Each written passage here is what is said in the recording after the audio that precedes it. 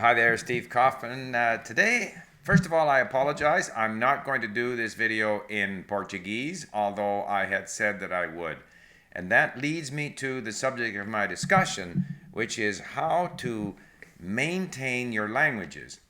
Um, Many people, even if they've only learned one foreign language, they may only visit the country where the language is spoken once a year, once every few years. So the problem they have is how to maintain those language skills or even improve them when they're away from the environment where the language can be used. In my case, I claim to have 13 languages, so it becomes even more difficult to maintain these languages. So this becomes a real issue now when I say I'm going to do a video in Portuguese. I did have the intention of doing a video in Portuguese. This past week I've been doing a number of Portuguese lessons at Link, such as Café Brazil, and so forth, doing a lot of listening. And last night it just so happens that I was with some Portuguese people here in Vancouver at a dinner. And in trying to speak Portuguese, I realized that my Portuguese is just not quite up to the task. Now, to be honest, I still get compliments. People are very encouraging. They say you're doing fine. Much like happened when I visited Berlin some while ago, I was very much aware of the deficiencies of my German, and people said, "Oh no, you're doing fine." So I do think to some extent we tend to be more aware of our own shortcomings, whereas other people, especially native speakers listening to us, are more inclined to give us credit for what we can do. They're less aware of the fact that we're frustrated because we can't do as well as we would like to do. However, the issue then is, how do you maintain your languages? Now, in my own case, with French and Japanese, I can turn them on whenever I want, and I really don't miss a beat. And that's because I lived in France for 3 years, I lived in Japan for 9 years. So there's absolutely no question that the more you have spoken a language, the better you can speak it. I mean, I say this again and again, even though I am a proponent of input-based learning to build up your potential, build up your vocabulary, build up your comprehension, and build up your potential to speak well. In order to speak well, you ultimately have to speak a lot. And so I obviously have spoken French a lot, I've spoken Japanese a lot. My next language, which I can probably turn on, although I'm aware of slipping in the language, is Mandarin Chinese. But I have spoken a lot of Mandarin Chinese over the years, and when, for example, in Vancouver, I was invited to participate on television programs in Mandarin, I would typically spend a few hours that day listening to Mandarin CDs to kind of refresh my memory, something that I wouldn't have to do in French or Japanese. That's not to say that I couldn't improve in French and Japanese. I would love to. When I have listened to audiobooks in French or in Japanese, it definitely elevates my language skills. So listening to interesting material is always a way of refreshing yourself in languages, and especially languages that you already speak well. The same would be true of Mandarin, but in Mandarin I would say that my vocabulary is not as broad as it is in French or Japanese. Spanish I can still probably turn on, but again, it wouldn't be quite as easy. Swedish, German, kind of more or less with gaps and more problems. But once I reach further down into Italian, Portuguese, not to mention the languages that I've learned more recently, then it's just not that easy to get myself up to a level where I can have a conversation comfortably. In Russian, for example, when I participated in that language conference in Moscow, I spent a good 3 weeks going over my lessons at Link, working with material from Echo Moskvi, going through there, looking up, words, and this is where I'm coming to. I had lots of online discussions with our tutors at Link, with Evgeny and with Elena in particular, two of our excellent Russian tutors at Link. And so therefore, when I came to make my presentation, I had kind of revved myself up. In the case of Romanian, I was starting from scratch. So but I had the advantage of having all of this vocabulary from other Romance languages. So now I go to Portuguese, And I mean, the vocabulary, basically, I know 90% of the vocabulary because it's so similar to Spanish. If not 90, I know a high percentage of the vocabulary. And so I thought I'd just listen a bit and then I should be able to speak. Well, I went to this dinner and I had a lot of trouble. I had a lot of trouble with some basic, verb endings and searching for words and just stumbling to say stuff that I know I should be able to say because I can understand it very clearly when I listen to it. So I decided that I would delay making my Portuguese video. And I've now lined up a lot of discussions with our tutors at Link.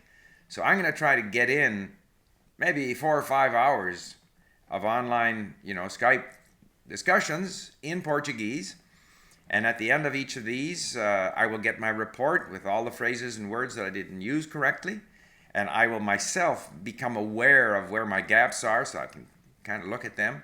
Because there's, with all the input learning that I do, and also, when I get back to Portuguese, I'll review the verb endings and stuff like that. When you go to speak, you can't really use it. To get good at speaking, you have to speak. You have to speak. Now, if you don't have the vocabulary, if you haven't exposed yourself to a lot of the language, then just speaking isn't going to get there because you won't understand what people are saying. You have no words to use. But given the fact that I have this call it a potential base in Portuguese, before I, make my video in Portuguese, I want to spend some time talking in Portuguese.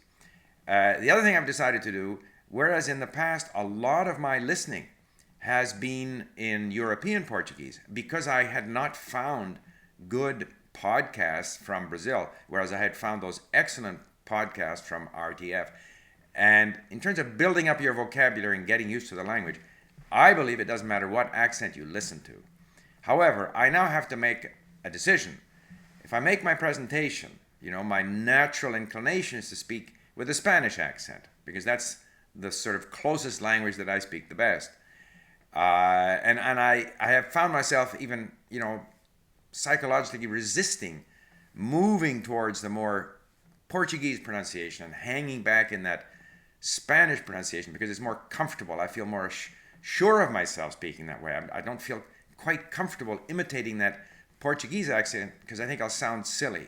And this is one of the things that I talk about a lot, that a lot of the reasons we have trouble as adults pronouncing like native speakers or getting closer to their pronunciation is that we're afraid to sound silly imitating their way of speaking, so we hang back in something that's more comfortable to us, which might be our native language, or in my case, going from Spanish to Portuguese, the Spanish feels more secure than the Portuguese. But then the second issue becomes which form of Portuguese.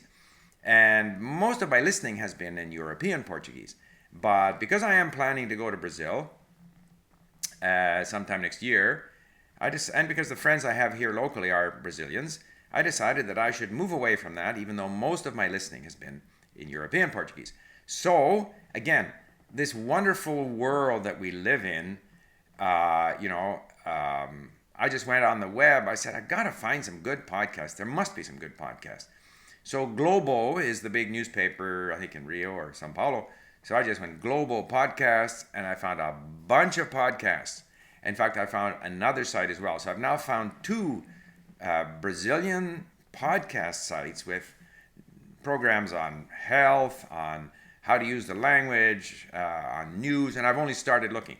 So I'm going to be listening to a lot of those podcasts together with Cafe Brazil over the next little while, and I'm going to spend 1 week dedicated to Brazilian Portuguese, and I've made my decision. I'm going to, in terms of the way I would like to pronounce the language, I'm going to have to take that leap, and instead of saying, it's not importante, it's importante, as they say it in Portuguese. And I feel a bit silly at first because in Spanish, importante, in Spanish everything is kind of clear, whereas in Brazilian it's importante. So I got to get used to doing that. And initially I'm going to sound silly doing that to myself, but that's the commitment that I've made. So I was going to say, so the world we live in, like if I were a language learner in Germany 200 years ago who wanted to learn Portuguese, it would be difficult. Where do I find a Portuguese speaker? Where do I find material? Whereas today, I just go to the internet. I can find podcasts, I can find grammar resources, I can find people to talk to, and so I can just do whatever I want. And so, getting back to the sort of the theme here is, how do we warm up a language? Well, all right. It depends on how firm a grasp you have on the language. Like if I have to do a video now in Czech or in Russian, I'm going to spend at least 2 weeks with heavy listening devoted to those languages, and with a good 5 hours or so of online discussions with native speakers to get myself up to a level. And I'll focus on one at a time. So the big thing I think to refresh yourself is the more you have spoken in the language in the past, the less you need to practice speaking. But if you haven't spoken a lot in the language, and there's really only, I guess, French and Japanese where I have lived in the environment for any length of time. And so where I haven't spoken these languages a lot, to get myself up to a level where I can speak comfortably and do a video, I have to speak a lot.